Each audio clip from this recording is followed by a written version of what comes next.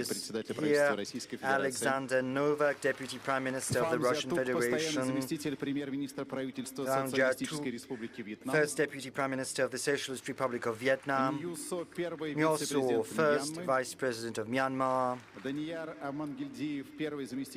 Amangaldiev, First Deputy Chairman of the Cabinet of Ministers of the Kyrgyz Republic, and Eduardo Pedrosa, Executive Director of the Secretariat of the Asia-Pacific Economic Cooperation, APEC. My first question goes to Alexander Novak. The theme of SPIEF this year, Pragmatic Dialogue, a path to the stable future. Indeed, right now, increasingly often we hear in the world talk about the law of the strong, and in this context it's important to talk to your dialogue, to your partners, and seek an agreement with them. How does Russia build dialogue with those countries that stand willing to talk to us? Because, you know, there are some that don't want to do that. And what trends can you see emerging in the world politics as well as in the world economy? What is it worth talking about to your partners? Good afternoon. Thank you, Ilya. From the outset, on behalf of the government of the Russian Federation, I would like to open our distinguished guests to the opening session. I would like to welcome the high-level guests from foreign countries, from international organizations, representatives of the business community. This is the 29th St. Petersburg International Economic Forum. It has been in place starting from 1997, starting from 2006. It's under the aegis of a president of Russia, and over the years it has become one of the platforms to talk about the relevant issues of the world economy, to talk about the economic development of Russia. It is also a platform for different sessions that are aimed at finding solutions to existing problems with a view to ensuring stable growth both for the Russian economy and for the world economy. Russia working together with its foreign partners from its other countries. The theme that has been announced for this session is Pragmatic Dialogue. What does it signify? Basically, it means that we work in the paradigm of mutual benefit. This is a partnership aimed at ensuring mutual development of ties. Its objective is to develop economic growth of each country in particular, and the world, the global growth in general. Where are we right now from the point of view of the global economy? I think an answer needs to be given to that. I think many have spoken about that, including at this SPIEF. We are living in a world which is shifting as we speak. Just around us, it is being transformed. There is a number of significant challenges we are currently observing. The first challenge consists in the fact that the world economy is being restructured. The pole, the center of the global economy is shifting, first and foremost towards Asia, to South Asia, Southeast Asia. In the past 30 years ago, the G7 accounted for 45% in the world GDP, whereas the BRICS share was around 22%, whereas right now the BRICS share has risen to 40%, and the G7 share has dropped below 30%. So this gap is widening. Those who used to hold dominance in the global economy are losing their positions currently, whereas the new leaders in global economic growth are building relations between one another. They trade directly, building new supply chains, new routes, new direct ties, and this is precisely the response that is being given to you at this plenary session at SPIEF. This is what pragmatism is about. And there's another challenge, an important one we're up against I am referring to the global technological growth, an explosive growth to boot. There are several aspects to that.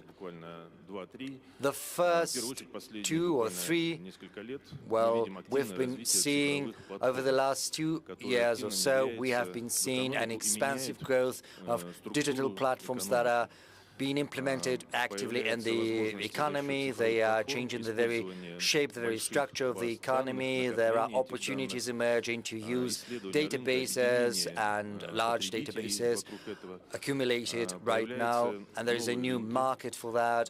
In turn, it breeds new markets. It raises the efficiency, and the structure of employment is shifting as well. Fundamentally, right now, these digital platforms are growing exponentially.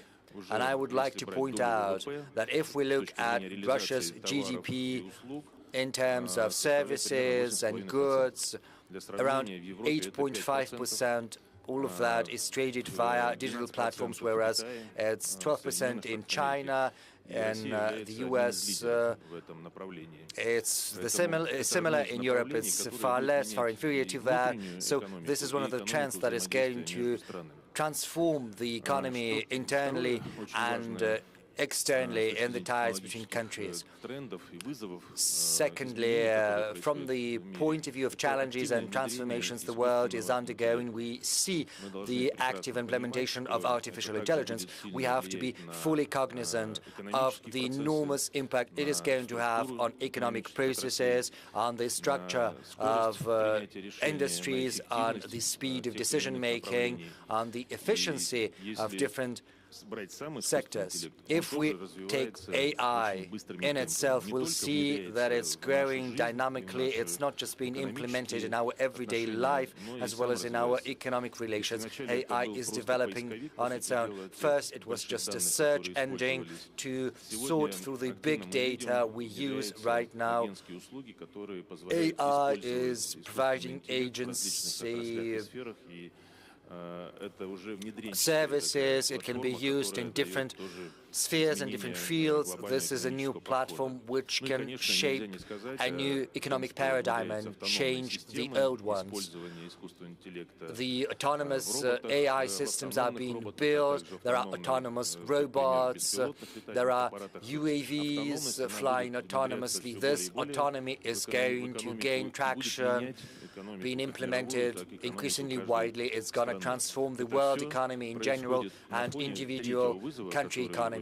All of that is happening against the backdrop of the third challenge, which is also very important to the global economy, and that is the change in demographics. As we can see, there are countries that used to serve as the driving force of the economy due to the constant augmentation of their population, increased population, whereas right now it's being changed. Their share in the global economic growth is somewhat shrinking, decreasing. Let's take China or Singapore as an example, or big countries in Southeast Asia. Basically, in terms of demographics, in terms of population increase, they are growing at a much slower pace than it used to. And sometimes the ratio has dropped below 1.0. We see Pakistan, South Asia as the new center of demographics. These are going to be the new centers of economic growth as well as consumption, and this is something to keep in mind when analyzing the global economic trends, the consumption trends, the urbanization, because all of these processes serve as the driving force behind economic growth. So there are some countries that have not yet been fully urbanized, and they will be the driving force behind economic growth in future. This has to be kept in mind. Another thing to watch out for is the aging population, which is going to have an impact on healthcare, on social services. on the demographic structure that is going to underlie the economy and its needs. All of this has to be taken into account. Another important challenge is the growing unpredictability, which is happening almost ubiquitously. This is mainly due to the wars being waged, to the sanctions being slapped, due to the protectionism that is being resorted to by the countries that are starting to lag behind in terms of economic growth and are trying to cling onto their influence, while understanding that, as a matter of fact, they have neither the technological nor the demographic groundwork to sustain that growth. Europe's growth rate is much inferior to the average global growth rate because the population there is aging. There are demographic issues they have run against, and economic-wise, there is a redistribution of production capacities away from Europe to other countries. In order to preserve its rapidly shrinking role,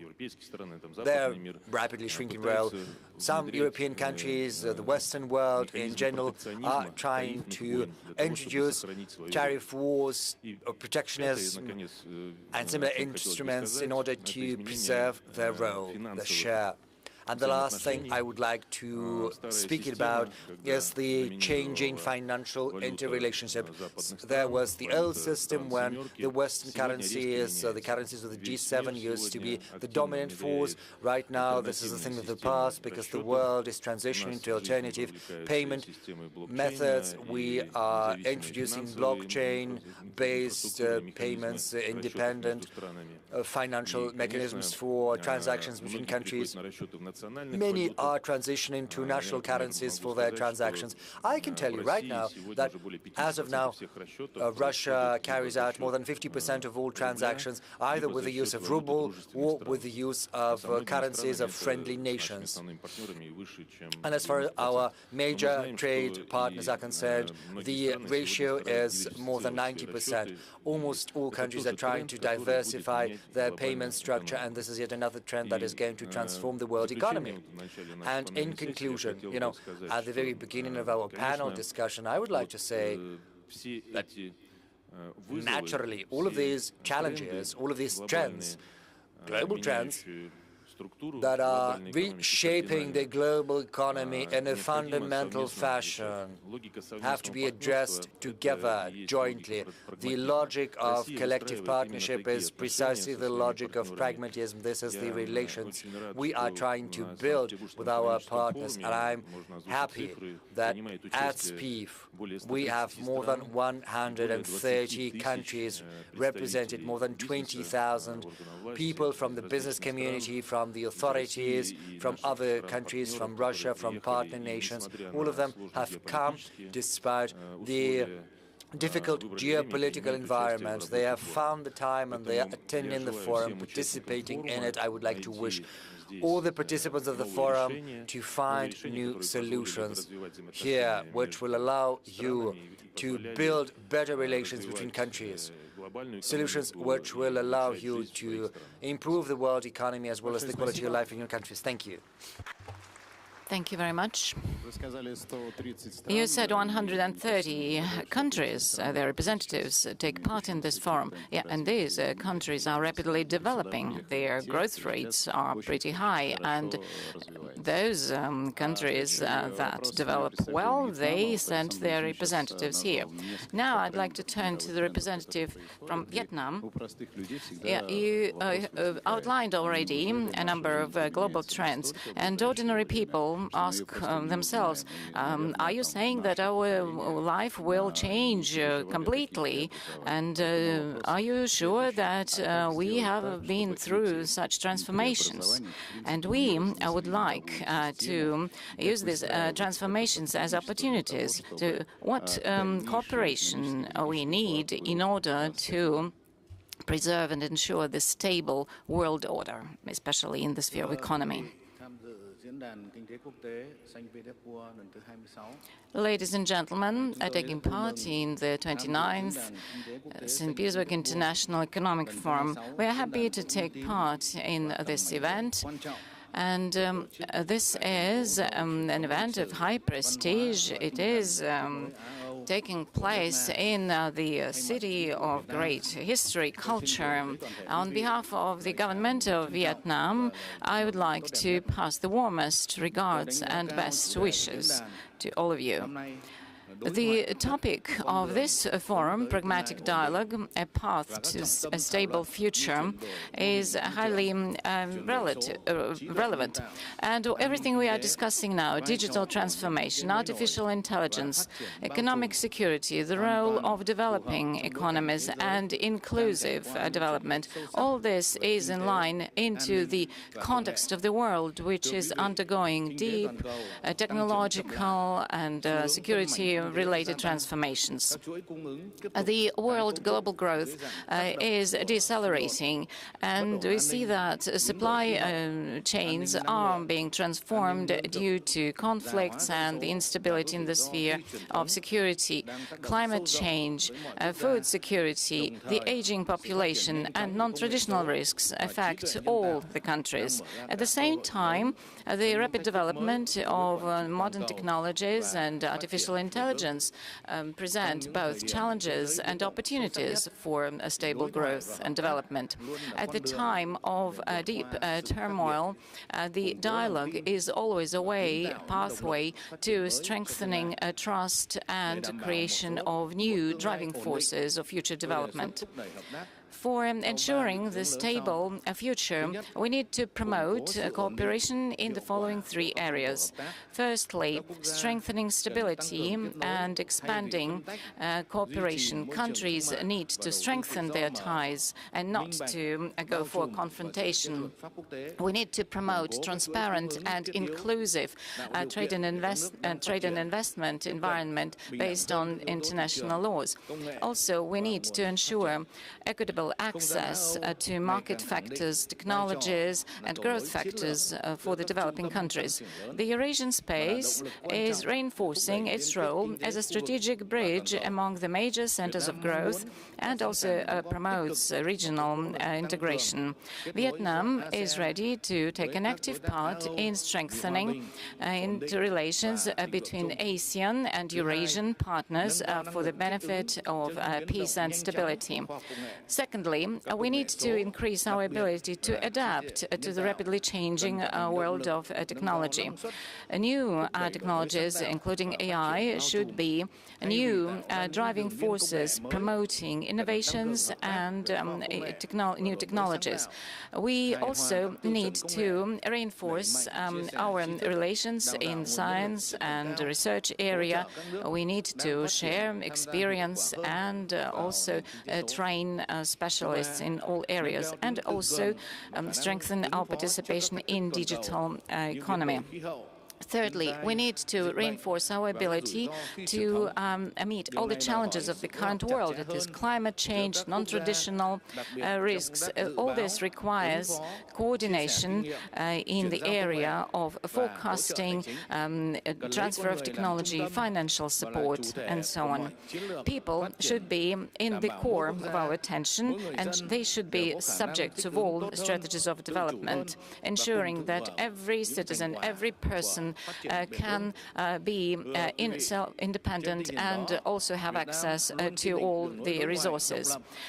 Vietnam has been following independent and self-reinforcing and friendly cooperative external policy. Multi-level cooperation is our way, and we are a reliable partner and member of the international community. We are ready to work together with Russia to promote common values for rapid growth, for peaceful development in the region and all over the world. Vietnam and Vietnamese and Russian enterprises have enormous potential for cooperation in strategic areas like trade, energy, high-tech, urban development, tourism, services, and education. The government of Vietnam looks forward to strengthen relations in the area of trade, innovation, technology, and training of professional cadre. And we are open to promoting strengthening relations in the business community. And this is important for the better development of all business companies of both countries and the whole world. Thank you for your attention. Thank you very much. After your presentation, I got an idea. We were speaking about the right of the strong ones, and now we are speaking about the right of equal partners when all the countries, when they communicate on this equal basis and look for contact points for development. And now my question is to the representative of Myanmar. In this new world order, in this new situation, what is important for you? All these transformations, what is it for Myanmar? Is it a chance for better or different development, or what? Thank you.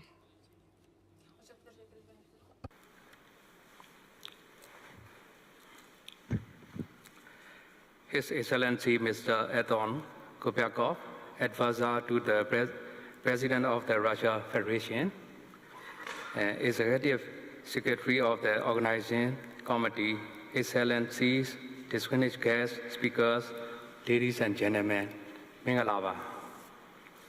Uzwa, Patma Nine, Kugedo, Tujare, Furan, Pemia, Yolinja, Jizo, Lanyamu, Bigere, Tamraji, Mr. Blalia, Maputin, Tubin, Jesu, Shijane, Yojalubare.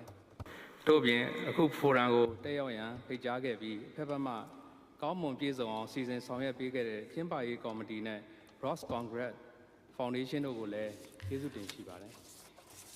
Your Excellency, Mr. Vladimir Putin, President of the Russian Federation. Your Excellency, Mr. Anton Kopiakov, Advisor to the President of the Russian Federation, Executive Secretary of the Organizing Committee. Your Excellency, distinguished guests, ladies and gentlemen. First of all, I would like to express the gratitude of our gratitude to President of Russia, Vladimir Putin, for his visionary guidance in convening this distinguished forum.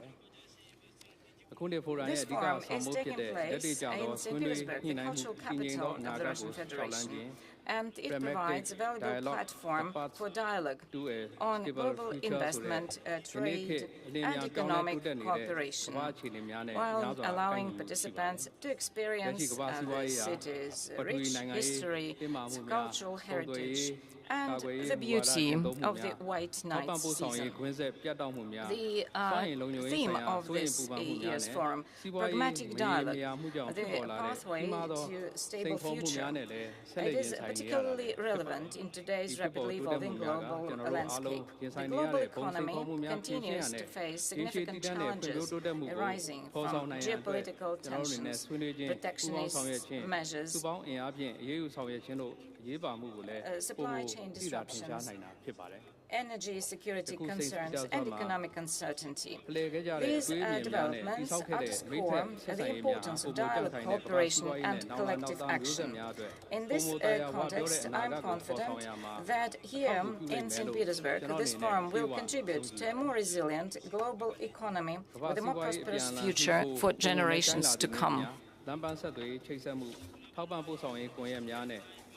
As global economic interdependence deepens, the importance of connectivity, logistics networks, and trade corridors continues to grow.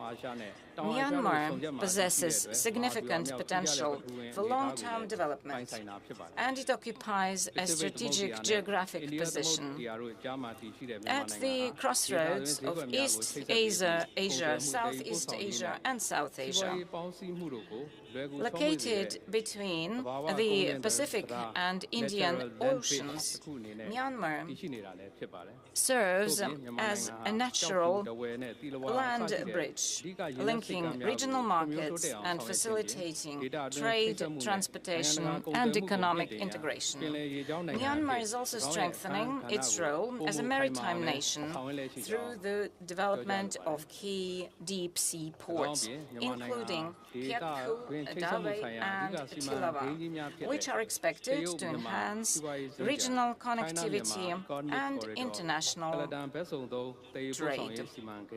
In addition, Myanmar actively participates in major regional initiatives aiming at development of transport infrastructure. This includes the China-Myanmar Economic Corridor, the Kaladan Multimodal Transport Project, the India-Myanmar-Thailand Trilateral Highway, and the Greater Mekong Sub-region Cooperation Framework. As part of both the Asian Highway and Trans-Asian Railway Network, Myanmar is well positioned to contribute to stronger regional connectivity and economic cooperation. To capitalize on these advantages, the government of Myanmar is implementing policies aimed at facilitating trade and improving the business environment. These efforts include streamlining export and import procedures through one-stop service mechanisms, simplifying licensing processes, reducing trade barriers, and strengthening compliance with international trade commitments. At the same time, Myanmar is modernizing its agriculture and livestock sectors to enhance productivity, strengthen food security, and support sustainable development. We welcome greater international cooperation and investment in these sectors. The government of the country has also launched 100-day priority programs under the broader development agenda, focusing on education, foreign direct investments, agricultural modernization, rural development, manufacturing, and the growth of micro, small, and medium-sized enterprises. At a time of global economic transformation, diversifying trade partnerships and building resilient supply chains are more important than ever. Myanmar stands ready as a reliable partner for investment and economic cooperation. We are strengthening connectivity in the area of transport. We modernize infrastructure and improve the business environment to facilitate trade and investment.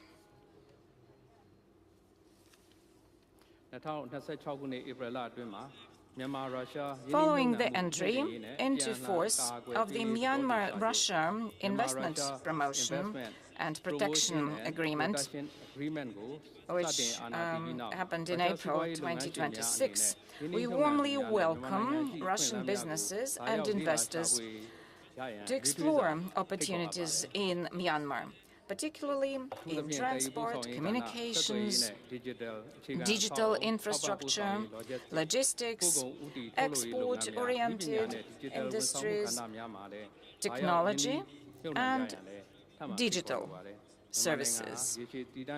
Myanmar remains firmly committed to sustainable economic growth, export promotion, tourism development, and the advancement of micro, small, and medium-sized enterprises. We welcome responsible investment and mutually beneficial partnerships that contribute to our common prosperity. At the same time, economic progress must be balanced with environmental stewardship and social sustainability. Through mutual trust, transparency, and practical cooperation, we can build a future that is stable, prosperous, and sustainable for all. In conclusion, I encourage all of us to work together toward a shared future where lasting peace, stability, and prosperity will be achieved through constructive dialogue and genuine cooperation. Thank you very much. Большое вам спасибо. Вот сейчас Ньюсо сказал про процветание в мире. Мы переходим к Кыргызстану. У меня тут есть статистика, поэтому я немножко буду подглядывать. Значит, yes, we've got some statistics. As far as I know, Kyrgyzstan is one in the top 5 of the most dynamic economic countries. Around 10%. Trade has doubled since 2022. Starting from 2021, the Joint Development Fund has implemented more than 4,000 projects, and the consolidated budget has tripled since 2023. I think it's like a Kyrgyz economic miracle. Can we use this term with regard to your economic development, and where are the potential areas for growth in your country?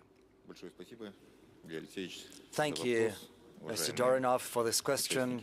Distinguished participants of the forum, colleagues, ladies, gentlemen, from the outset, I would like to thank the organizers of the St. Petersburg International Economic Forum for the opportunity to talk about the prospects of economic cooperation in such an august assembly. I would like to thank you for your traditional hospitality as well as for the chance to speak. Kyrgyzstan is participating in SPIEF for the first time as a fully-fledged member. Right now, SPIEF is not just an international platform. This is the space to build new economic ties, to make new investment decisions, and launch projects that are going to determine the fate of development of whole regions. Kyrgyzstan and Russia are strategic partners as well as reliable allies. Our relations are founded not just on shared history and close humanitarian ties, but also on a solid economic foundation. Russia remains one of Kyrgyzstan's biggest trade partners and investors. Right now, our trade has exceeded $5 billion. Kyrgyzstan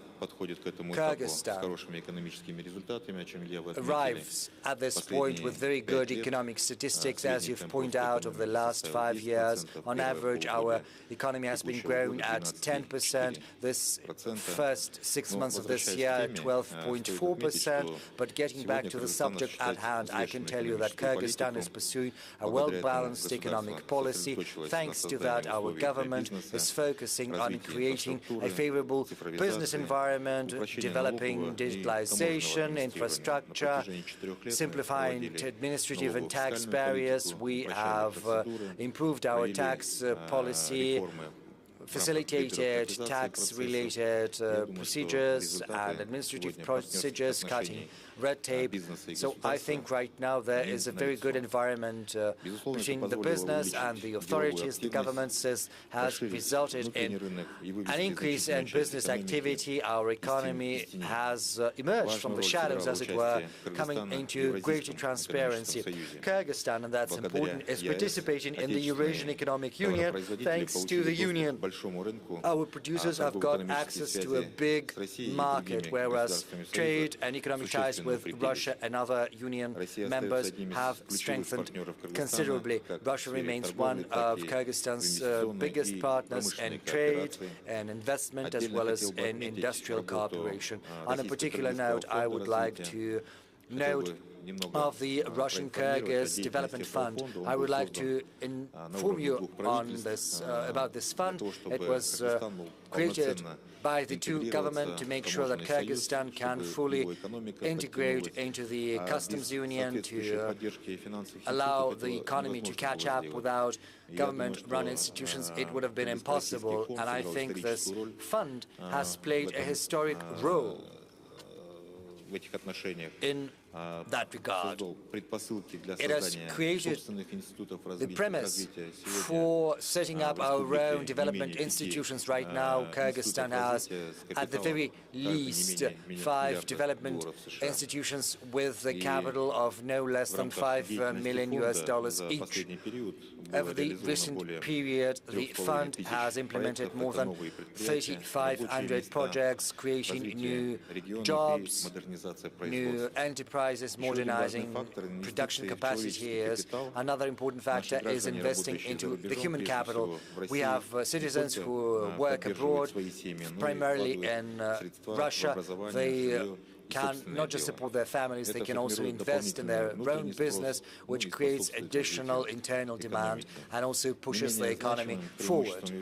No less important is the transportation potential of our country, because it's at the intersection of trade routes from China, Central Asia, Russia and the Middle East, which opens up additional opportunities for transit, for trade, as well as industrial cooperation. Looking into the future, at our growth and the growth of other Central Asian countries, we see that we have to pursue deeper integration, develop transport corridors, explore digital economy, and pursue joint projects, because the world is becoming increasingly regionalized, so big integration spaces get additional advantages in terms of development. The most important resource for development is the citizens of the countries themselves. Historically, Kyrgyzstan has enjoyed a very high level of entrepreneurial activity. People adapt fast to any changes. They explore new markets, build new businesses, and find opportunities, however hard the environment might be.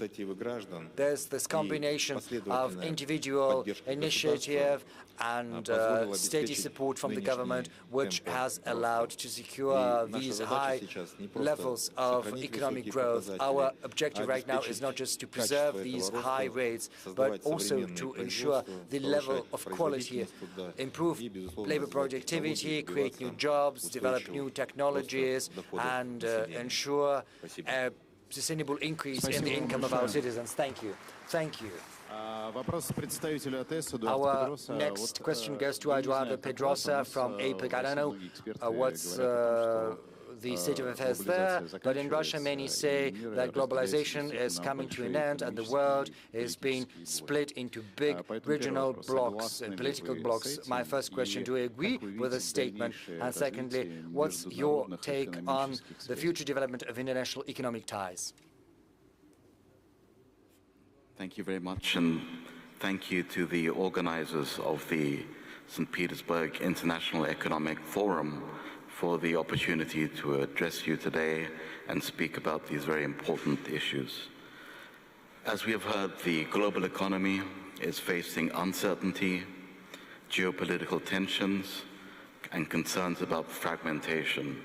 But from APEC's perspective, there are strong reasons to remain confident that international cooperation can still deliver results. First, we should remember that these challenges are not entirely new. When APEC was first founded in 1989, its architects were concerned about cracks in the trading system, trade imbalances, tensions in multilateralism, and the rise of regional blocs.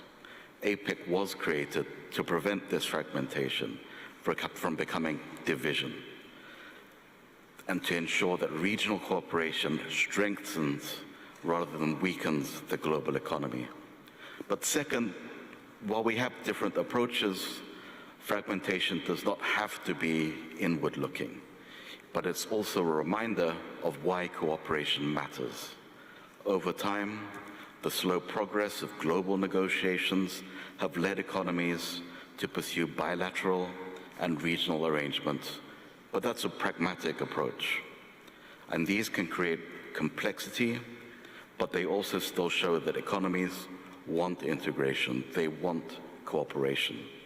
APEC's long-standing vision of a free trade area of the Asia-Pacific is designed to promote convergence, reduce unnecessary costs, and connect these arrangements into a more coherent regional framework. Third, economic imbalances and structural change do not only create pressure, but they also create opportunities. Export-led growth in the region and in the world has lifted millions out of poverty.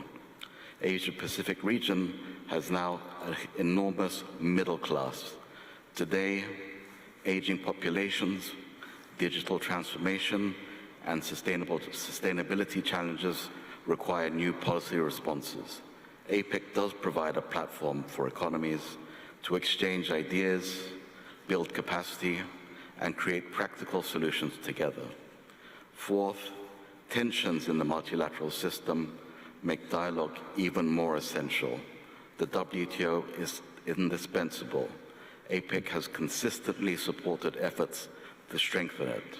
As a non-binding and consensus-based forum, APEC helps our members, our economies, to address difficult issues, build trust, and test new ideas.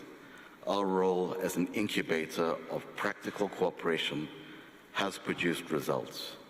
Before, in areas such as information technology, environmental goods, services regulation, and it can do so again. And this remains a constant theme throughout all of our work. Just a month ago, a few weeks ago, our trade ministers met in Suzhou, and they underscored the role that APEC can play in building economies' capacity to participate in high standard and comprehensive undertakings. Moreover, they went even further than this, articulating specific issues for discussion and progress. These are sensitive issues, but we are pragmatic and we emphasize cooperation above those differences. And this is very much a constant in our work. So what gives me this confidence that international cooperation can still deliver results? We have faced this uncertainty before, and we have chosen cooperation. APEC was built on trust, openness, but importantly, practical action. These principles remain essential today, especially in a more complex world.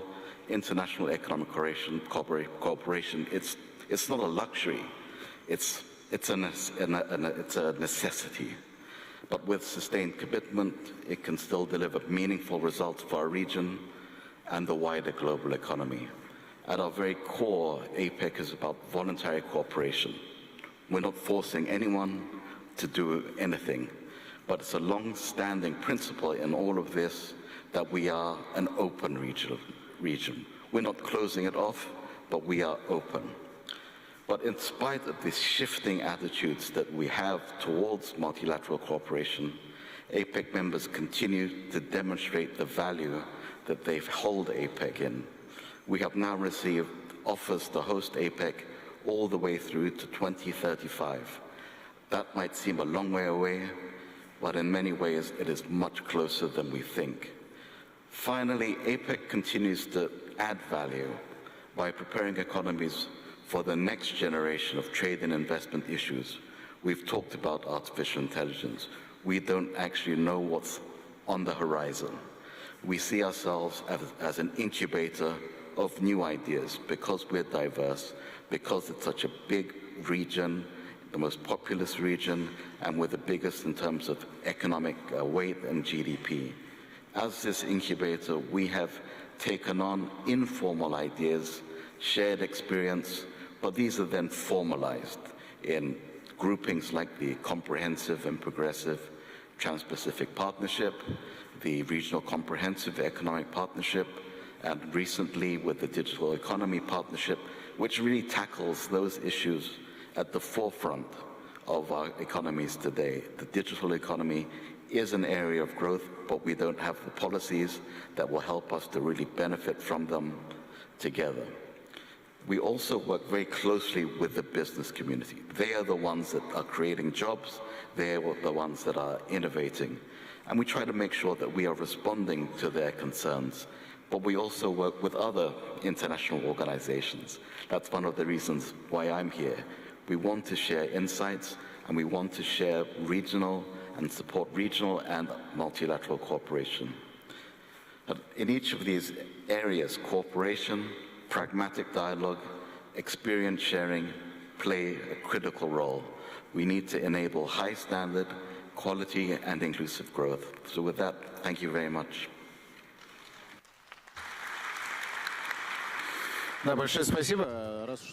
Thank you very much. Yeah, this session is called an opening ceremony, an opening session of this forum. And now I would like to ask one more question in conclusion of the session.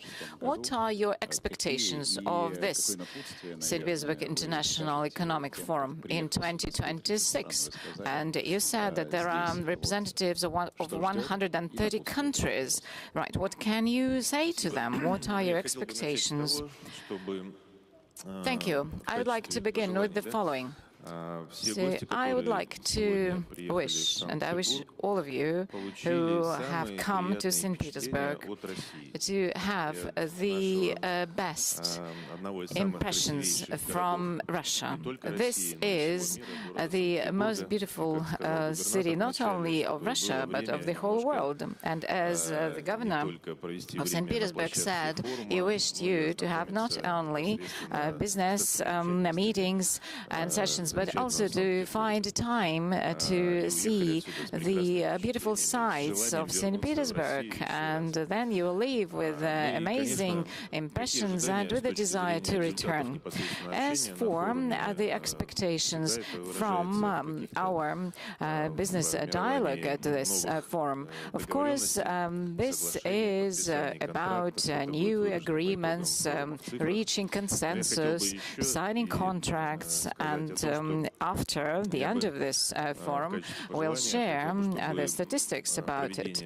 And also, I wish that this 29th International Economic Forum, with this global agenda that we are discussing, be another step towards creation of an effective and free platform of developing global partnership between countries. And we heard from our colleagues today, for the benefit of economy, of regional development, and also for improvement of life of the people living in all these countries. So these are the major goals of this international event. Thank you very much. In conclusion, I would like to say I wish you constructive, interesting sessions, and in the evening, enjoy the beautiful St. Petersburg. Thank you very much.